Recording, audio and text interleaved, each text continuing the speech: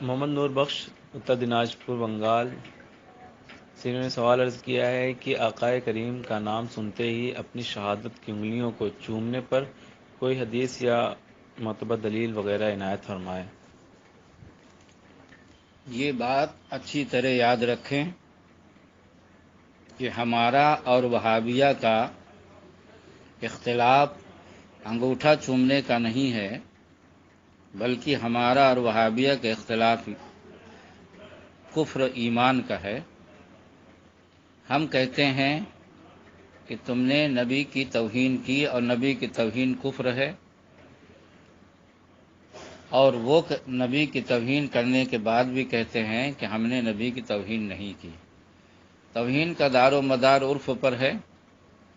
عوام 2 منٹ میں فیصلہ کر لیتے ہیں، جب بھی سامنا ہوتا ہے، عبارت جب پڑھ کے سنائی جاتی ہے تو عوام خود گواہی دیتے ہیں، اور عرف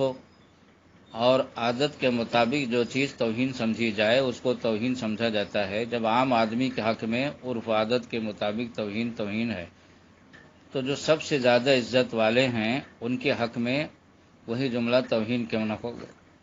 لہذا انگوٹھا چومنا جائز ہے یا ناجائز ہے، اس مسئلے میں وہابیہ سے بحث کرنے کا کوئی مطلب ہی نہیں، کیونکہ وہابیہ اگر انگوٹھا چومنے کو جائز کہہ دے تب بھی کافر ہیں توہین رسالت کی بنیاد پر،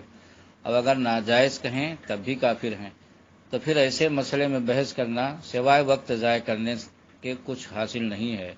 جب انگوٹھا چومنا ان کو کچھ فائدہ ہی نہ دے گا، جب تک اپنے عقائد کفریہ سے توبہ نہ کریں۔ یہ اصول ہمیشہ یاد رکھیں، اور یہ بھی اچھی طرح یاد رکھیں کہ جان بوجھ کر وہابی دیوبندی اس طرح کے مسائل چھیڑتے ہیں۔ کبھی کہیں گے فجر کے بعد سلام پڑھنا کہاں لکھا ہے، کبھی کہیں گے تیجا کہاں لکھا ہے، کبھی کہیں گے 40واں کہاں لکھا ہے، کبھی کہیں گے فاتحہ کا ثبوت دو، کبھی کہیں گے انگوٹھا چومنا حدیث میں دکھاؤ۔ مقصد وہ اچھی طرح جانتے ہیں کہ اشیاء میں اصل اباحت ہے۔ قرآن پاک میں ہے هو الذی خلق لکم ما فی الارض جميعا، اس آیت سے صاف ظاہر ہے کہ اشیاء میں اصل اباحت ہے، اور دوسری جگہ صاف اللہ نے فرمایا قد فصل لکم ما حرم علیکم، اور تمہارے لیے جو چیزیں حرام تھی اللہ نے ان کو تفصیل سے بیان کر دیا۔ تو دلیل تو اسے دینا چاہیے کہ جب اللہ نے حرام چیز کو تفصیل سے بیان کر دیا، اس کے باوجود انگوٹھا چومنے کو حرام نہ فرمایا، تو تم کون ہوتے ہو حرام کہنے والے؟ اگر اللہ نے کہیں فرمایا، ہو سکتا ہمیں معلوم نہ ہو، تو آپ مجھے بتا دیں کہ اللہ تعالیٰ نے، اللہ کے رسول نے کہا فرمایا کہ انگوٹھا چومنا حرام۔ دلیل اسے دینا چاہیے، تو وہ دلیل ہم سے مانگتا ہے، جان بوجھ کر ایسا کرتا ہے وہ۔ مقصد اس کا یہ ہے کہ جب جائز ناجائز اور فروعی مسائل اور مستحب اور مستحسن میں ان کو الجھائے رہیں گے تو یہ ہمارے کفر پر بحث کرنے کا ان کو موقع ہی نہیں ملے گا۔ وہ اچھی طرح جانتا ہے اس کے کفر پر بحث کرنے کے لیے آپ آغاز کیجئے، اسے پسینہ آتا ہے، اسے پوچھئے کہ آپ کس کے ماننے والے ہو، آپ لوگ کس کو جو ہے تو فالو کرتے ہو، تو نام لینے میں اسے پسینہ آتا۔ حیرت ہے ان بدعقلوں پر کہ یہ ایسوں کو اپنا رہنما مانتے ہیں کہ ان کو رہنما بتانے میں، نام لینے میں پسینہ آتا ہے۔ تو یہ اچھی طرح اصول یاد رکھنا کہ ان پر ہمیشہ کفر ایمان سے متعلق بحث کرنا، ان کے اکابر نے جو توہینیں کی ہیں اور حضور صلی اللہ علیہ وسلم کی شان میں، دیگر انبیاء کرام کی شان میں جو توہینیں کی ہیں، ہمیشہ ان پر بحث کرنا، صاف کہہ دینا کہ میلاد، فاتحہ، سلام، قیام، انگوٹھا چومنا وغیرہ اگر تم جائز مان لو تب بھی کافر ہو جائے، اور ناجائز مانو تب بھی کافر ہو، تو اس مسئلے پہ بحث کرنے کا، اس پر بھی ہم بحث کریں گے، مگر پہلے اسلام کے اندر آ جاؤ، کیونکہ یہ اسلام کے اندر کی چیز ہیں۔ تم باہر رہ کے بہر بات کرو گے تو کیا مطلب ہوگا؟ خیر، اور جب کوئی سنی سمجھنے کے لیے آپ سے سوال کرے تو آپ اسے سمجھائیں،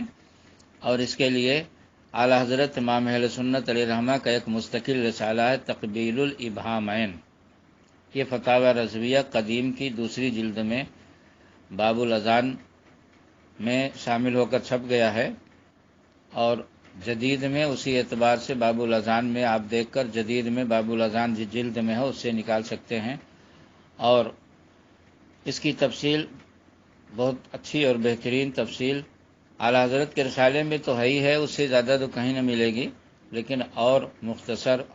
اور آسان لفظوں میں اگر آپ دیکھنا چاہیں تو جاء الحق میں بھی اس کی بہت اچھی تفصیل ہے۔ اور یہ قاعدہ بھی اچھی طرح یاد رکھنا کہ ضعیف حدیث کو جو غیر معتبر کہا جاتا ہے وہ بیان احکام میں غیر معتبر کہا جاتا ہے۔ رہے بیان فضائل، تو بیان فضائل میں اور استحباب میں پوری امت کا اجماع ہے، تمام محدثین کا، کہ ضعیف حدیث مستحب اور فضائل میں معتبر ہے۔ لہذا جس بیان میں ضعیف حدیث معتبر ہے اس میں غیر معتبر کہنے والا خود غیر معتبر ہے اور اصول حدیث سے جاہل ہے۔ لہذا ضعیف حدیث جو مستحب اور فضائل اس سے ثابت ہوتے ہیں، اور ہم چونکہ انگوٹھا چومنے کو مستحب مانتے ہیں اور انگوٹھا چومنے والی حدیث، انگوٹھا چومنا ضعیف حدیث سے ثابت، تو گویا ضعیف حدیث سے مستحب ثابت ہوتا ہے اور ضعیف حدیث مستحب اور فضائل میں معتبر، تو گویا ہم معتبر حدیث سے انگوٹھا چومنے کو مستحب کہتے ہیں۔